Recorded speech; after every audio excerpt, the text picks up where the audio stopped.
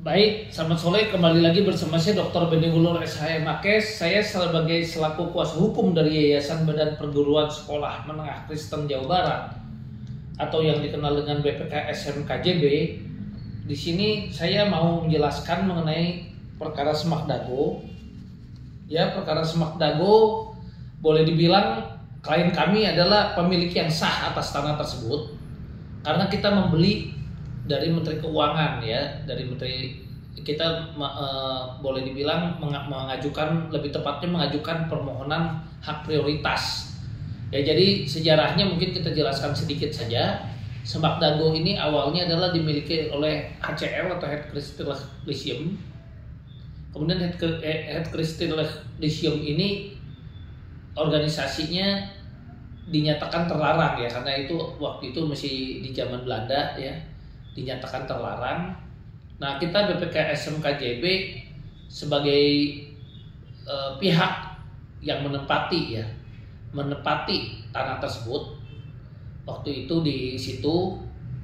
Jadi kita memang sempatlah menyewa, ya, tanah tersebut.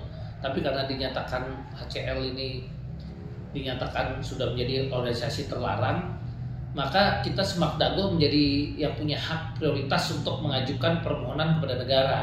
Sehingga Semak Dago sebagai pihak yang memiliki hak prioritas karena yang memang mendiami tanah itu dengan lama dan telah memenuhi persyaratan undang-undang, mengajukan dan telah membayar seluruh kewajibannya kepada Menteri Keuangan, maka boleh dibilang akhirnya, ya, tentunya kita yang sah menjadi pemilik sah SHGB, ya, dan keluar SHGB-nya waktu itu.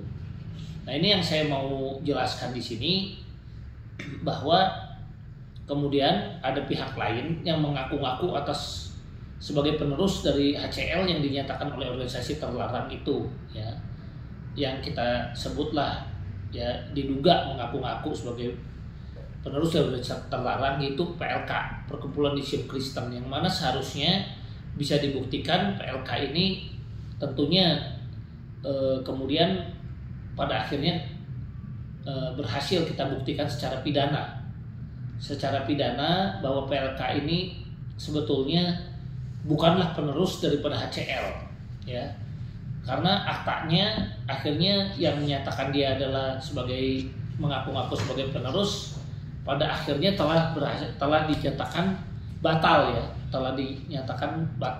dan sudah dilakukan juga gugatan perbuatan melawan hukum, di mana pengadilan pun sependapat, sehingga PLK sudah dinyatakan pada intinya bukanlah penerus daripada HCL.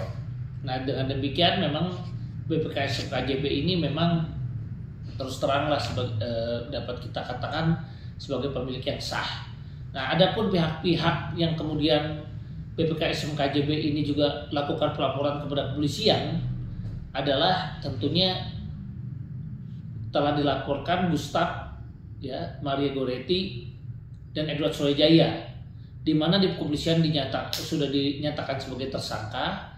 Kemudian karena Edward Surajaya sedang ditahan untuk kasus yang lain, maka akhirnya yang bisa diadili adalah Gustaf, sementara Maria Goretti dinyatakan sakit.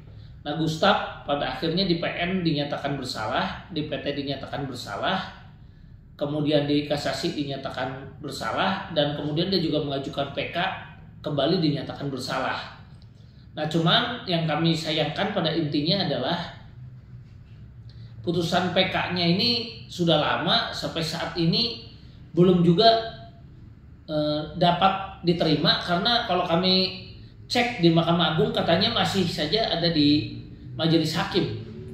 Nah, padahal peradilan yang cepat seharusnya kan putusan itu kalau sudah memiliki kekuatan hukum yang sudah diputus, harusnya kan kalau bila sudah layak memenuhi persyaratan administratif, seharusnya sudah lama juga dikirim kepada pengadilan, tentunya Pengadilan Negeri Bandung, ya, di mana nanti juga para pihak diberitahukan, baik kepada jaksa maupun pada pihak terdakwa, ya. Nah, ini putusan PK sampai hari ini belum juga kita terima, ya.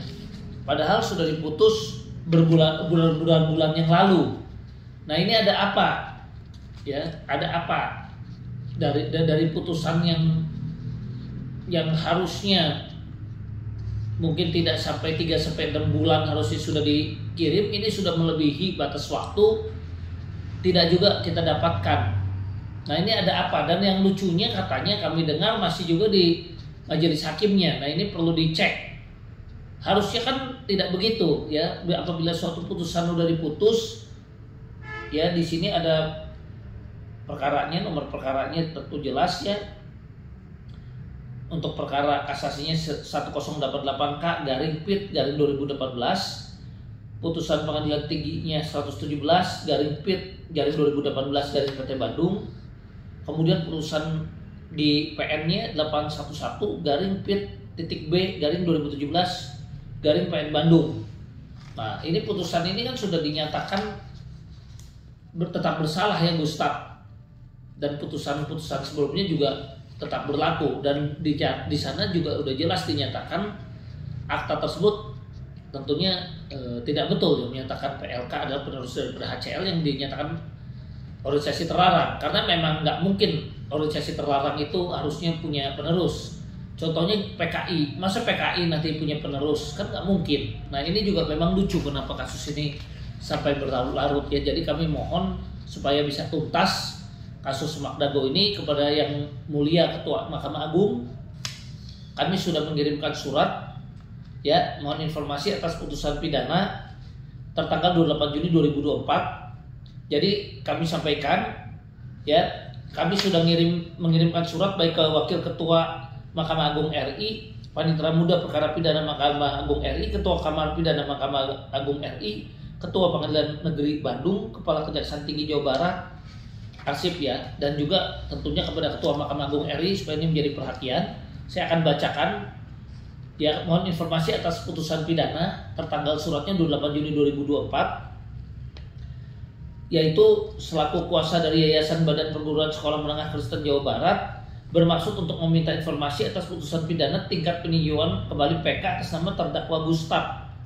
Ya, sebagaimana putusan sudah tadi saya sampaikan, dan sampai saat ini belum dapat diakses informasinya dan belum dapat diterima di Pengadilan Negeri Bandung.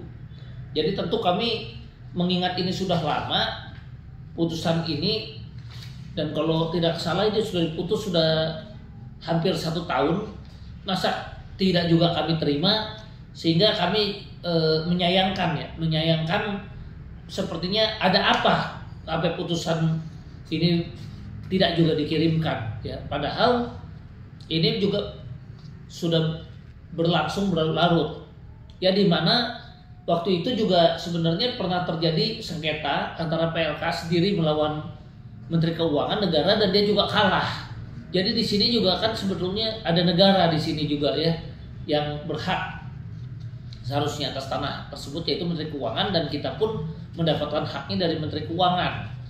Nah, dari negara ya melalui Menteri Keuangan. Nah, jadi di sini kami minta pada pihak-pihak yang berkepentingan untuk segera menelusuri ya putusan tersebut ada di mana, dan kalau bisa segera dikirimkan, mengingat kita harus menjaga yang kita juga dengar dan sudah didengung-dengungkan Ketua MA, peradilan yang cepat ya dan sederhana ya, otomatis harusnya putusan pun kita bisa dapatkan dengan cepat, dan proses administrasi tentu yang cepat juga ya. Jadi sekali lagi kita mohon untuk segera dikirimkan putusan pidana tersebut, mengingat ini sudah lama ya, dan menurut kami ini juga kami heran ada apa sampai ditahan. Kalau ada dugaan ditahan, ada pihak-pihak tertentu yang menahan sehingga putusan ini tidak keluar juga, sehingga tentu melalui YouTube ini saya pikir kita harus sampaikan, karena no viral no justice ya. Kami juga mohon keadilan dan dikawal,